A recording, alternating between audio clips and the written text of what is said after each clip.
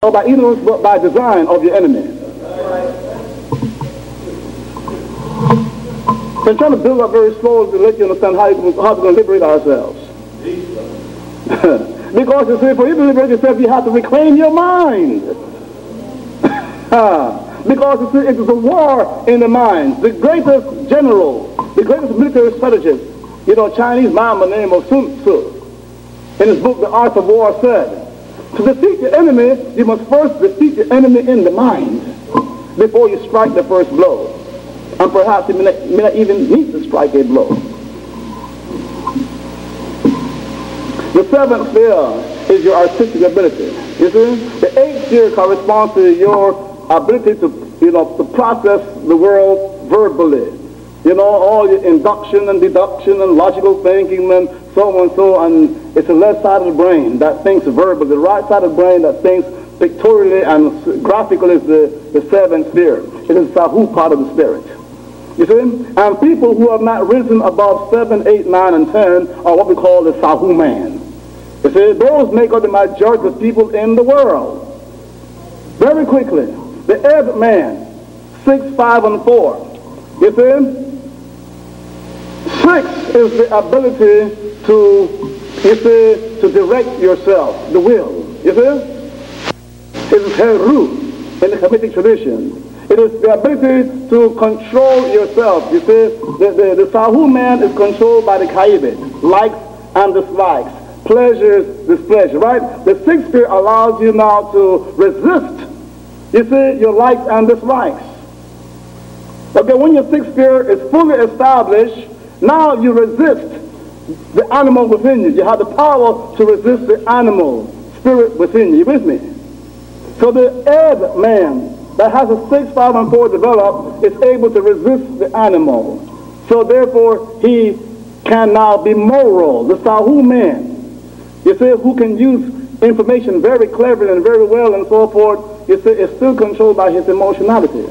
That's why you find scientists, doctors, PhDs who still smoke, who still eat meat, who still eat things that are harmful to them. You see? That's why you find people who follow their feelings. Okay? That in itself is not a problem. It becomes a problem when the Sahu man now sits in the seat of government, in the seat of academics, in the pulpit. Then is when it becomes a problem.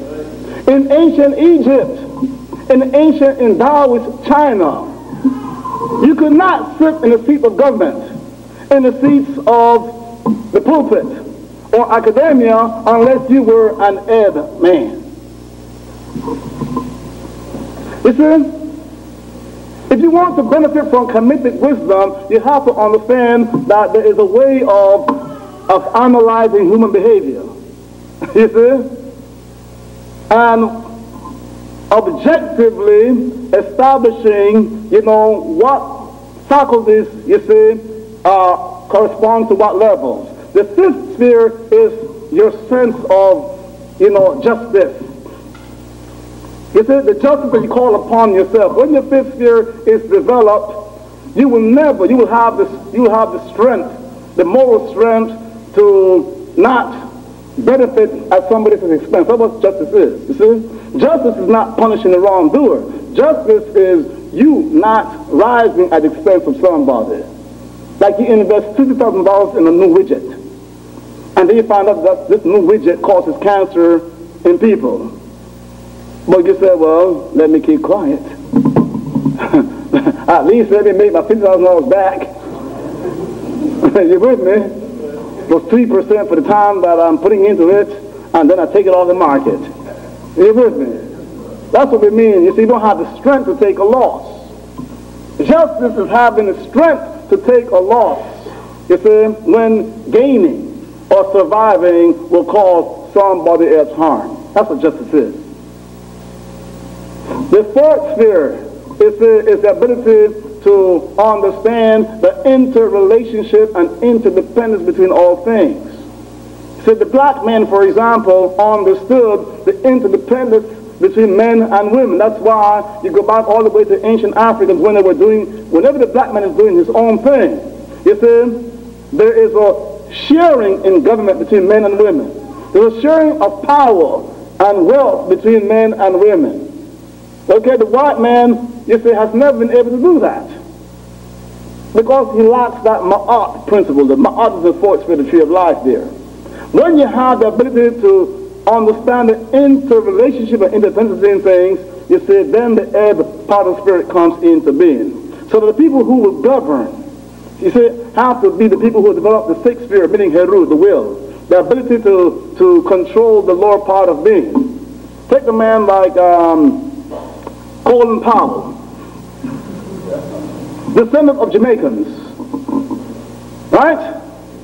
He was the one who was in charge of Panama's invasion, right? The invasion of Panama. Okay? And many of the black people that were killed there were descendants of Jamaicans themselves. Listen, take this other guy in Washington that was caught with the cocaine or the crack or whatever in the hotel. In ancient Egypt, such a man could never govern. Ted Kennedy, all these fools out there could never sit in the seats of government.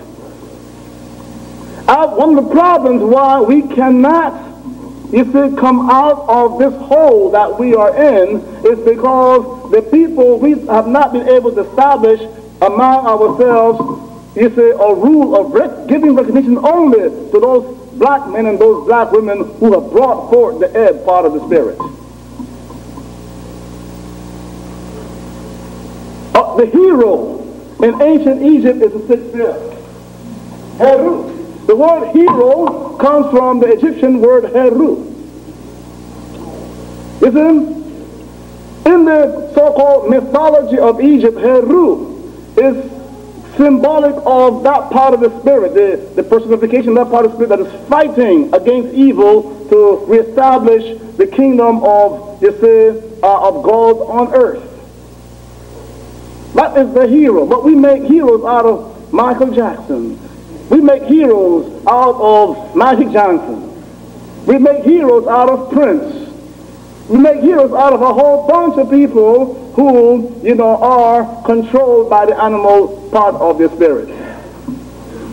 That is why we have 400 billion and don't know what to do with it. Because we have, you see, we don't know how to establish. You follow what I'm saying? But we're learning. We are learning. We have to go back to the ancient Kemetic wisdom to establish the new values and paradigm for how are we going to redefine the black community. We don't have a community. We don't have a community yet. Community means a common unity. Okay? You have a common unity when we spend our monies together. You see? When we spend our monies for one another, then we have a common unity, not living in the same hood. There's something wrong about that word, the neighborhood. Some brothers took that literally.